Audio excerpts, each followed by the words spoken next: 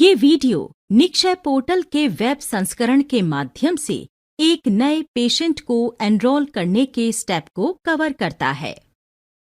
निक्षय में सभी प्रकार के टीबी के केस दर्ज किए जा सकते हैं। वे प्राइवेट या पब्लिक से संबंधित टीबी के संभावित या पुष्ट मामले हो सकते हैं। टीबी के मामले दवा संवेदनशील या दवा प्रतिरोधी हो सकते हैं, चाहे पेशेंट पब्लिक या प्राइवेट सेक्टर से ट्रीटमेंट ले रहा हो। निक्षय पोर्टल पर रजिस्टर करना अनिवार्य है। एनरोलमेंट करने पर निक्षय पोर्टल द्वारा एक यूनिक न्यूमेरिक पेशेंट आईडी बनाई जाती है। एनरोलमेंट के दौरान निक्षय लिंग और मोबाइल नंबर के आधार पर डुप्लीकेट रिकॉर्ड दिखाता है। यूजर को एक नया केस दर्ज करने से पहले संभावित डुप्लीकेट की सावधानीपूर्वक समीक्षा करनी चाहिए। सबसे पहले आपको संबंधित यूजर नेम और पासवर्ड को इस्तेमाल करके निक्षय पोर्टल पर लॉगिन करना होगा।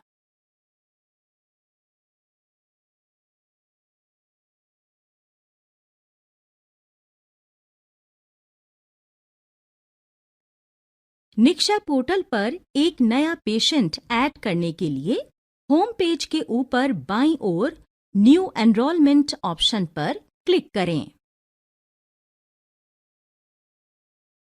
ये देखने के लिए कि क्या पेशेंट पहले से ही निक्षय में एनरोल किया गया है, क्या ये केस पहले से एनरोल है, बटन पर क्लिक करें।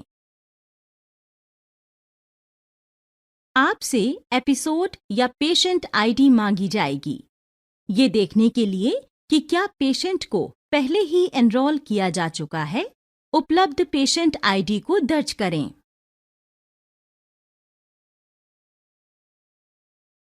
अगर पेशेंट की जानकारी पहले से निक्षय में मौजूद है और यूजर के पास आईडी नहीं है, तो सबसे ऊपर सर्च ऑप्शन में जाकर पेशेंट का नाम दर्ज करें।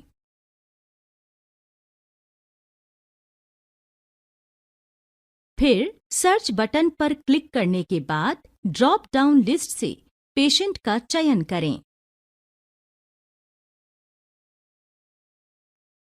यदि कोई पेशेंट पहले निक्षय पर एनरोल किया था, तो एक नया एनरोलमेंट या पेशेंट आईडी नहीं बनाया जाना चाहिए।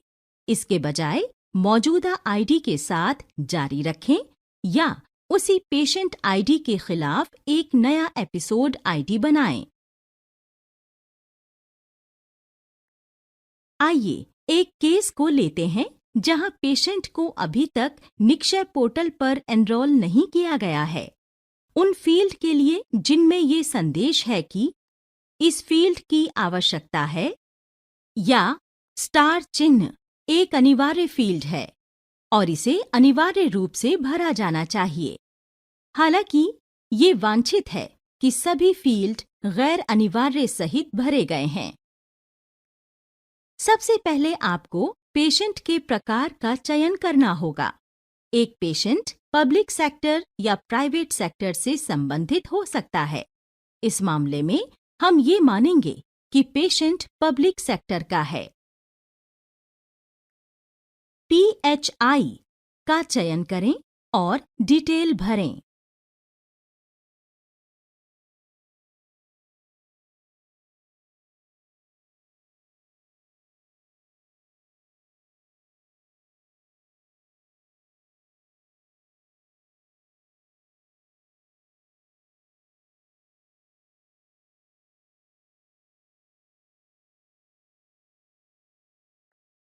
अगला कदम बुनियादी विवरण जोड़ना है।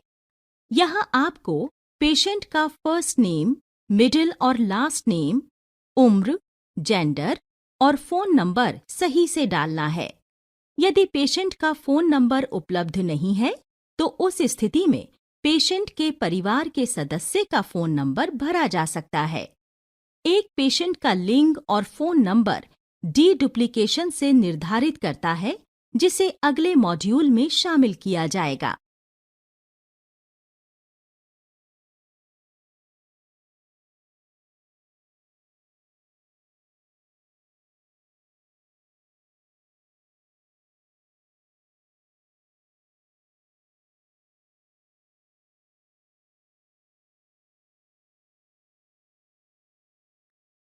अगला स्टेप निवास विवरण प्रदान करना है।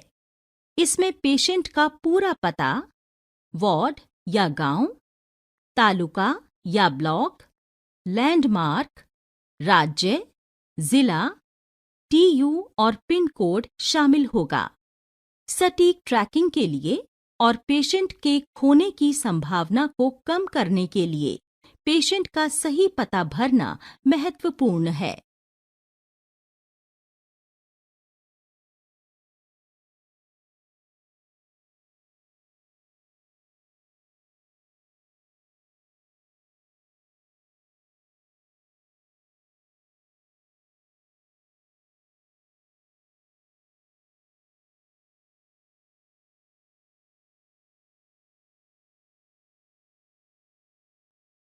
अगला स्टेप जनसांख्यिकीय विवरण प्रदान करना है। यहाँ आप tribal, rural, urban, urban slum या अज्ञात में से केवल एक ही विकल्प चुन सकते हैं।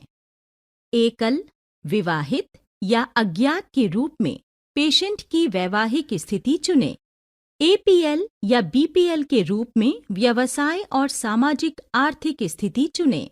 एपीएल का मतलब गरीबी रेखा से ऊपर के परिवारों से संबंधित रोगी हैं।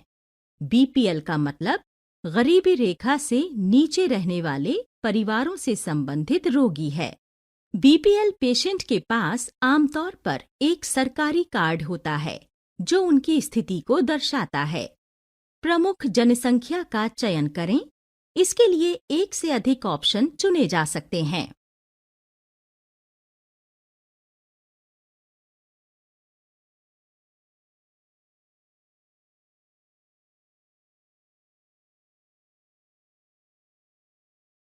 एचआईवी स्थिति के 4 विकल्प हैं। पॉजिटिव पेशेंट को एचआईवी के लिए पॉजिटिव परीक्षण किया गया है। प्रतिक्रियाशील का अर्थ है कि एक पेशेंट को प्रतिक्रियाशील के रूप में परीक्षण किया गया है आईसीटीसी केंद्र में, और एचआईवी के लिए एक पुष्टिकरण परीक्षण की आवश्यकता है। नेगेटिव या नॉन रिएक्टिव का अर्थ है कि पेशेंट को एचआईवी के लिए नेगेटिव परीक्षण किया गया है। यदि यूजर को किसी पेशेंट की एचआईवी स्थिति नहीं पता है तो उसे अज्ञात पर क्लिक करना होगा।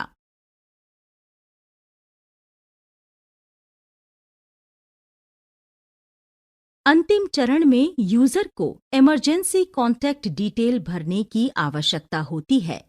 यहाँ इमरजेंसी कॉन्टैक्ट व्यक्ति का नाम, फोन नंबर और पता दर्ज करना होगा।